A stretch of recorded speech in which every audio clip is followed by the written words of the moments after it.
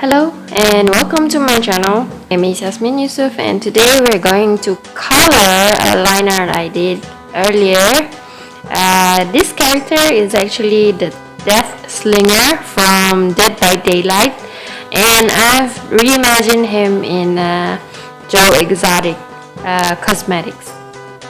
So what I want to show today is the reference app that I use to draw. It's called Refboard and it's absolutely free in the iOS app store. So check it out, it will help. And let's get started with coloring. So first, change your background layer to a dark color and pick out a palette, a color palette for the whole character. Then basically what you do is start with the base or flat colors. Keep all the items separate, meaning a shirt on a single layer, the belt on another layer, all the accessories on a different layer, and the pants on a different layer. Because the way I color is that I'm going to put all the shading and all the highlights, everything, all the textures as a clipping mask. Or in this particular drawing, I used pixel block. I forgot what the actual term is, but you can actually lock the pixels on the layer and you can color within the shape that you drew earlier. So yeah, make sure all your edges are clean. So I'm sorry, it's not really synchronized, but if you can look at the thumbnail on the right side, I've started to add shadows.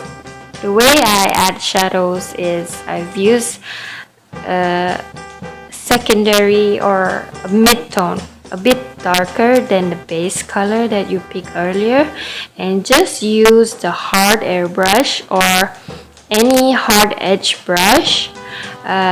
You can use a circle or a square brush, it doesn't matter as long as the edges are sharp and clean, and just slap it on and just block out the shadows, block out where the light hits, adding the highlights. You can just use the hard edge brush. The skin here, I use a purple undertone to give it a sickly look, because the character Deathslinger is an undead gunslinger, I think. So yeah, make him look like a zombie here.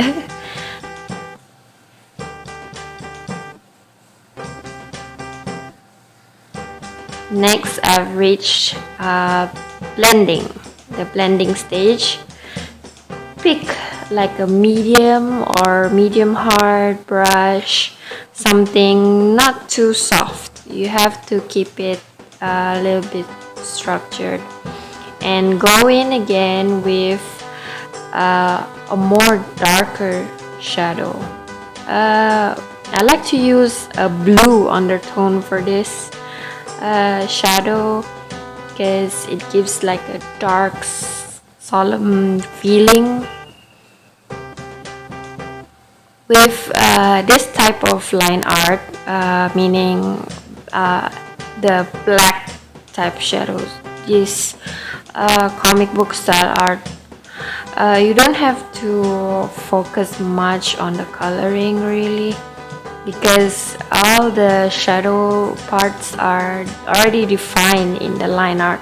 You just need to enhance it with some color.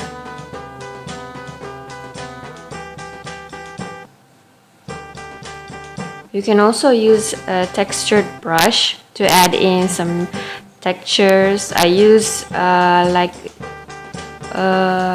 if I'm not mistaken, a charcoal brush for the belt texture and splatter brush for the blood on his jeans. Finally, just touch up the background and add in some smoke. Just like in the game, there's smoke in the background. I use a cloud brush for this. Just slap on a dark color, layer it up, and yeah, finally a light brush for the eyes and the shine on the gun. Basically, that's how it works. Just remember all the key points, separate all your items, use a clipping mask, use a hard brush for the shadows, use a medium brush for blending, and finally then you can add some texture. Play around with the layer modes because not all coloring suits the normal layer mode. Maybe you can use multiply for shadows. And that's it, I guess. Till next time.